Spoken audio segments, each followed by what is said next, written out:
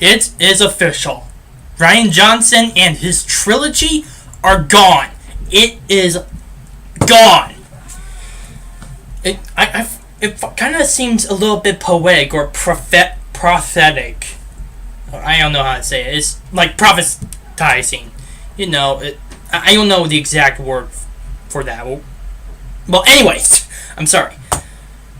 This was a great thing to have happen because Rian Johnson and The Last Jedi, they have been so much in the gutter lately.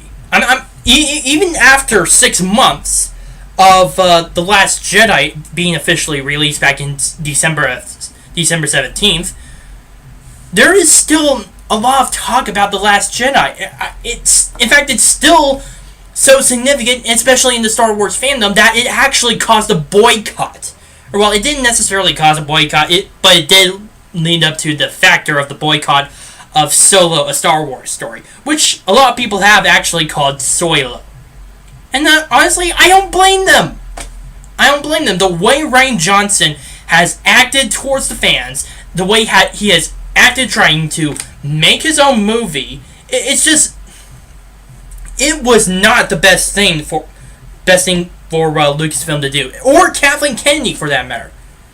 Now, I originally was hopeful that The Last Jedi would have been answering all of our questions and whatnot, and maybe even give us some good clarity. Maybe add some new good questions, and while at the same time asking or answering most of the other questions left by The Force Awakens. But nope. Rian Johnson said screw you all and just went completely bonkers and just was inconsistent throughout The Last Jedi. And this is from someone who actually liked The Last Jedi. Now keep in record, when I say like The Last Jedi, I did not love it like the other Star Wars movies or enjoyed it as much. While it's still pretty good, it's a big disappointment as a Star Wars fan. It really is. And again, this has been the result of Rian Johnson not just trying to leave his own mark on the Star Wars universe, which I can understand why he's doing that, but he did it in a way that was inconsistent with the story in itself. But at the same time, it was also the result of social justice politics. I mean, we have been getting a lot of this crap from social justice warriors, from third wave and fourth wave feminists, and so on and so forth. I even mentioned in my review that Haldo, Admiral Aemlyn Haldo, and I still can't believe I know her name, is my least favorite character of all the Star Wars franchise. The entire franchise, not one character, not even Jar Jar, could be compared to her. She was pathetic and just a screw up from the beginning. Bad writing, bad character. There wasn't even good development as a result. But now, thankfully, Rian Johnson and his trilogy are out. And there's been actual rumors saying that soon in September, Disney may announce that Kathleen Kennedy is fired and will announce her replacement. I hope that's the case. I've been hearing a lot of reports about Dave Filoni maybe being the one who will actually head the company. I mean, it would kind of make sense. I have been hearing a lot of people say he's not, while he is the creator of Star Wars Resistance, he obviously is working on a lot of other stuff right now. So he's not really as hands-on as like the Clone Wars or Star Wars Rebels. And I will get into Star Wars Resistance later in this video, but for right now, I'm going to talk mainly about Rian Johnson. The fact that Rian Johnson's trilogy is out just shows how badly in line Kathleen Kennedy is right now. She is not in the good favor with Disney. And honestly, with how much what Disney has been going through over the last few weeks, I don't blame them. I mean, we saw in May the the boycott of Solo, a Star Wars story, becoming so effective that it actually bombed. The first Star Wars movie in canon to have actually bombed. It's mind blowing as a Star Wars fan. It's really mind blowing. And the part of me wishes that I took part in the boycott, but the past is the past. But still, this was actually, to continue on, Disney has been having a lot of this crap to throw at them. Again, with the box office bomb of Solo, with James Gunn and his pedophilia tweets, and even recently his pictures of To Catch a Predator themed parties. I mean, what? At this point, I'm starting to think, why didn't they do that earlier? I mean, honestly, it would seem like common sense at this point. I mean, very big common sense. Maybe actually, or even if they didn't want to get rid of Rian Johnson, at least keep it on a short leash. That way, it allows the Star Wars universe to be the way it is, and not have too much meddling by Rian Johnson or Kathleen Kennedy's identity politics, which has been a big problem. In fact, it's been so much of a problem that it's infected Lucasfilm itself. You know how there's the whole idea of social justice warriors in Marvel Comics right now, trying to make their own stupid comics where it's basically about women empowerment and basically beta males and all that stuff just to make themselves feel better. Well, that's a case of Lucasfilm. That's the situation that it is in right now. And you can obviously, from the many tweets that have actually been called on, or that have popped up on Twitter, basically how they just insult the entire fan base. While admittedly, there may be a few of those assholes around who have actually insulted people like Kelly Marie Tran for her race and ethnicity and whatever, that's not the whole of the Star Wars fandom, and yet these guys are making it out that that's the whole Star Wars fandom. And that was not the good thing that Disney wants. They wanted to have this brand to continue on and make money. I mean, it's capitalism one-on-one. That's obvious. So, yeah, thankfully, there's a lot of things that are working now, and I hope that soon Kathleen Kennedy's is replaced very soon, because she has been so far ineffective, not just from making movies, but as being an administrator of Lucasfilm. After The Last Jedi, she just disappeared from the public.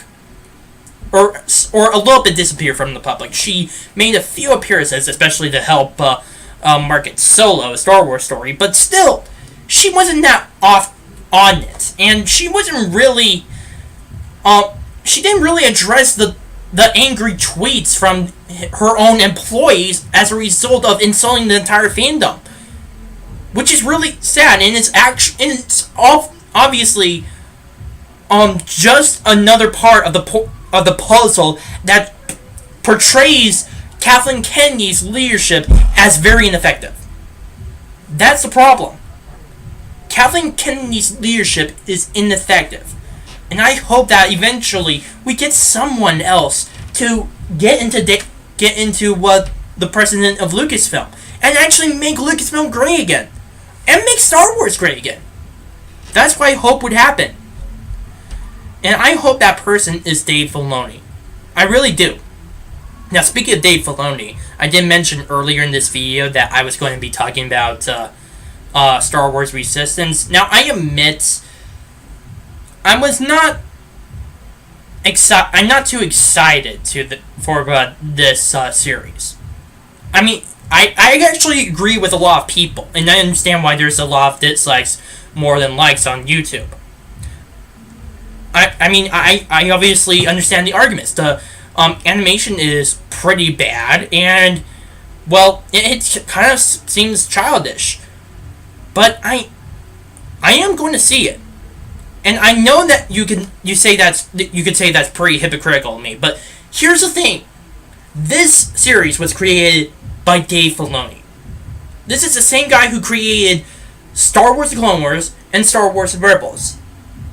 And he has been known to actually, at first, have a very bright first season, but then it gets pretty dark and mature as it progresses. Which is what I like about him. He gets into that sort of mentality that we need for characters to grow and to develop so that we can eventually like them. I mean, I recall back in 2008, not many people liked Ahsoka Tano, and now she's one of the favorite people. I recall people thinking that Ezra Bridger was pretty bratty, but after much character development, after 4 seasons of Star Wars Rebels, he's one of the favorites. He's pretty awesome. So I definitely think that I definitely trust Dave Filoni than anyone else in Lucasfilm to get this right. And even if he does get this wrong, which I'm pretty sure there will be at times where he will get it wrong, he at least owns up to the mistake and tries his best to fix it. That is what I like about the guy. That is why I support him no matter what.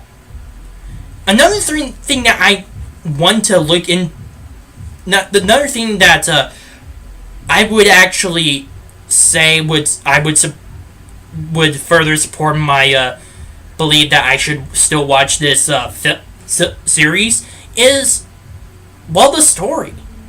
I mean, I understand the shitty animation. I completely understand that. But I have seen similar animation coming from Red vs. Blue. I think it was back in season 15 where they used the same anime-inspired animation. And, well, I'm not a big fan of that kind of animation, but during that one point where they were talking about Felix and I forgot what that other mercenary was, but it took place before Red vs. Blue, just to get the character development and stuff. But to continue on, they made their story very dark, and that animation would, I think, in a way, actually improved a little bit. In the weird way, it kind of did. So I don't think at all we should take this series completely off. Like, just completely ignore it. I absolutely don't believe that. I think we should give this a chance. At least one chance. At least look at the hour-long special. I mean, after all, that hour-long special usually is what builds the foundation for the entire series. That is what occurred in Star Wars Rebels, and I think that's actually what happened with Star Wars The Clone Wars. But instead of an hour-long special, it was an animated theater movie. So again, all of that is showing the pattern that Dave Filoni makes.